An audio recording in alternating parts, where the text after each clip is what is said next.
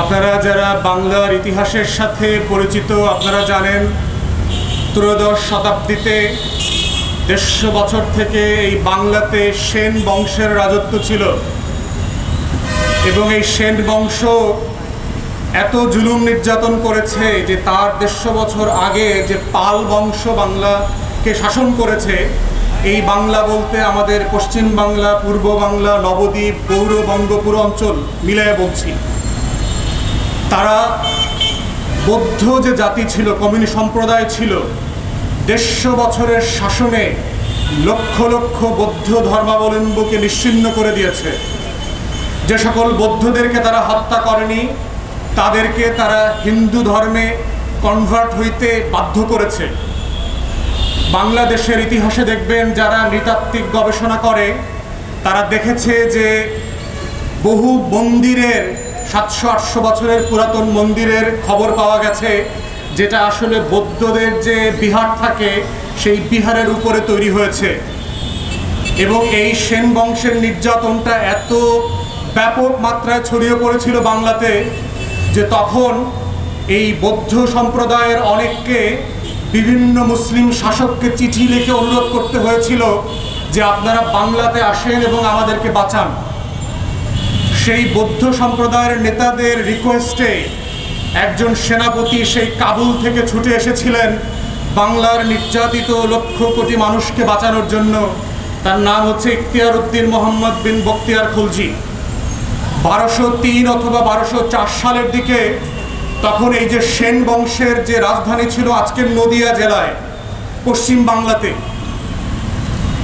সে যখন 17 থেকে 18 জন অশ্বারোহী সহ নদিয়ার রাজপ্রাসাদে ঢুকেছিল, তার পিছনে তার হাজার হাজার সেনাবাহিনী আসছিল, তখন সেই লক্ষণ সেন, সেই যে জালেম রাজা ছিল সেন বংশের, সে নদিয়ার রাজপ্রাসাদের পিছনের দরজা দিয়ে পালিয়ে চেহারা পরিবর্তন করে নৌকায় শত শত মাইল পাড়ি দিয়ে বুড়িগঙ্গার ওপারে গিয়ে আশ্রয় নিয়েছিল। আজকের বাংলাদেশের সেই 16-17 বছরের একমাত্র ফেরাউন যে নারী স্বৈরাচার গত জুলাই আগস্ট অভ্যুত্থানে পরাজিত হয়ে নিজের লক্ষ লক্ষ নেতা কর্মী, ব্যবসা বাণিজ্য, রাজনৈতিক সহায় সম্পত্তি ফেলে পিছনের দরজা দিয়ে একটা বিমানে করে পালিয়েছে, এটা ঐতিহাসিকভাবে প্রমাণিত হচ্ছে যে বাংলাতে শেখ হাসিনা নতুন করে লক্ষণ সেনের চরিত্রে আবির্ভূত হয়েছে। এবং আমরা গত 150 বছরের যে সেন বংশের রাজত্ব ছিল সেই সেন বংশের রাজত্বের নাম হচ্ছে আওয়ামী ফ্যাসিবাদ। এবং বাংলাদেশে গত জুলাই এবং আগস্ট মাসে যারা গণ অভ্যুত্থান করে বাংলাদেশকে নতুন করে স্বাধীন করেছে তারা হচ্ছে সেই ইখতিয়ার উদ্দিন মোহাম্মদ বিন বখতিয়ার খলজির সেই অশ্বারোহী সেনাবাহিনী যারা নিজের বুক পেতে দিয়ে শহীদ আবু সাইদের মতো, মুগ্ধের মতো শত শত হাজারে হাজারে লাল সবুজের পতাকাকে রক্ষা করবার জন্য জীবন দিয়েছে, হাত দিয়েছে, পা দিয়েছে, অন্ধ হয়ে গেছে, জীবনের জন্য প্রতিবন্ধী হয়ে গেছে। তাই আমরা দেশবাসীকে ইতিহাস থেকে বলতে চাই, বাংলাদেশের ইতিহাসে 800 বছর পরে আবার লক্ষণ সেন শেখ হাসিনার ইনকারনেশন হিসাবে নতুন দেবমূর্তি আকারে হাজির হয়েছিল এবং সেটার পরিণতি হচ্ছে নদিয়াতে রাজপ্রাসাদ থেকে পিছনের দরজা দিয়ে যেভাবে তাকে পালাতে হয়েছিল সেন বংশের সেই নির্যাতিত রাজাকে, আজকেও বাংলার নতুন সেন বংশের রাজা শ্রী সেন শেখ হাসিনাকে এই নতুন গণভবনের পিছনের দরজা দিয়ে পালাতে হয়েছে এবং পালিয়ে দিল্লিতে গেছে।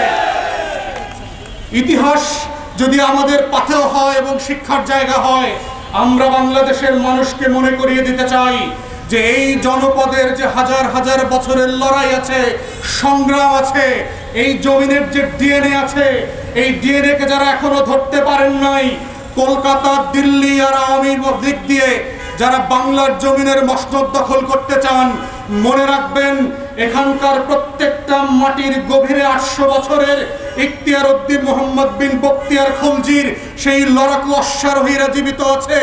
শহীদ আবু সাইদরা, মুগ্ধরা বুক পেতে দিয়ে প্রমাণ করেছে কোন লক্ষণ সেনকে 2024 সালে বাংলাদেশে আস্থানা দেওয়া হবে না, দাসখত করতে দেওয়া হবে না।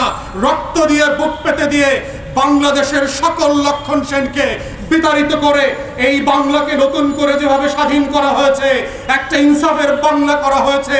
এবং ইতিহাস থেকে দেখেছেন খিলজি বংশ, সুলতানি আমল কিভাবে বাংলাদেশকে একটা উন্নত বিশ্বে পরিণত করেছে। ব্রিটিশরা যখন ক্ষমতা নিতে এসেছিল 17 শতাব্দীতে পৃথিবীর সবচেয়ে ধনী প্রদেশ ছিল হচ্ছে এই বেঙ্গল। ব্রিটিশরা যখন ভারত দখল করে সারা দুনিয়ার জিডিপির 28% প্রডিউস হইতো ভারতে, আর সেই 28%-এর 14% প্রডিউস হইতো বেঙ্গলে। খিলজি এবং সুলতানি আমলের সেই ইনসাফের শাসন ব্যবস্থা কিভাবে বাংলাকে পৃথিবীর রিচেস্ট প্রভিন্স অন আর্থ বানিয়েছিল, এটাই হচ্ছে বৈষম্য বিরোধী আন্দোলনের নতুন রাজনীতি হতে হবে। কিভাবে লক্ষণ সেনদেরকে বিতাড়িত করে এই 20 কোটি মানুষকে সম্মানের মর্যাদার আসনে আসীন করতে হবে। বাংলাদেশ থেকে শুধু না, আমাদের চারপাশের সব জায়গা থেকে বৈষম্যের ছালাপালা তুলে দিতে হবে। তাই আমরা বলছি, ইতিহাস যদি আমাদের পাথেয় হয়, এই আন্দোলন এবং সংগ্রামকে আমরা নতুন পর্যায়ে নিয়ে যাব। আগামী 50 বছরের গণপ্রজাতন্ত্র গড়বার যে লড়াই, সেই লড়াই হবে ইনসাফের লড়াই, সেই লড়াই হবে বৈষম্যহীনতার বিরুদ্ধে লড়াই, সেই লড়াই হবে জুলুম আর জালেমের বিরুদ্ধে মজলুমের লড়াই, সেই লড়াই হবে বাংলাদেশকে নতুন করে সারা দুনিয়াতে মর্যাদার আসনে বসানোর লড়াই, সেই লড়াই হবে ইভেন আমার শত্রুকেও ইনসাফের মধ্য দিয়ে বিচার করবার লড়াই। তাই আমরা বারবার বলেছি, এবি পার্টি এবং আমরা নতুন প্রজন্মের রাজনৈতিক কর্মীরা আমরা রেট্রিবিউশন এবং রেভেঞ্জে বিশ্বাস করি না, প্রতিহিংসা এবং প্রতিশোধে বিশ্বাস করি না। আওয়ামী রেজিমের যে সকল হানাদার, আলবদর আর রাজাকাররা ধরা পড়েছে, তাদেরকে ন্যায্যতার ভিত্তিতে বিচার করতে হবে। বাংলাদেশের আইনে এবং আন্তর্জাতিক মান রক্ষা করে আমরা এটা এনশিওর করব, নতুন বৈষম্যহীন বাংলাদেশ গড়বার যে লড়াই, সেই লড়াইতে আমার শত্রু বৈষম্যের শিকার হবে না। এটাই হচ্ছে ইনসাফের রাজনীতি, এটাই নতুন বাংলাদেশের রাজনীতি, এটাই এবি পার্টির রাজনীতি, এটাই নতুন প্রজন্মের কল্যাণ রাষ্ট্র করবার রাজনীতি, এটাই গণপ্রজাতন্ত্র করবার রাজনীতি, এটাই মুক্তিযুদ্ধের আমাদের যে আকাঙ্ক্ষার কথা বলা ছিল, এটা সেই রাজনীতি যেটা ঘোষণাপত্রে বলা ছিল সাম্য, মানবিক মর্যাদা এবং সামাজিক সুবিচারের ভিত্তিতে একটা নতুন স্বাধীন বাংলাদেশ গড়বার সেই লড়াইয়ে আপনাদের সবাইকে অংশগ্রহণ করবার আহ্বান জানিয়ে আমার বক্তব্য এখানে শেষ করছি। সবাইকে অসংখ্য ধন্যবাদ।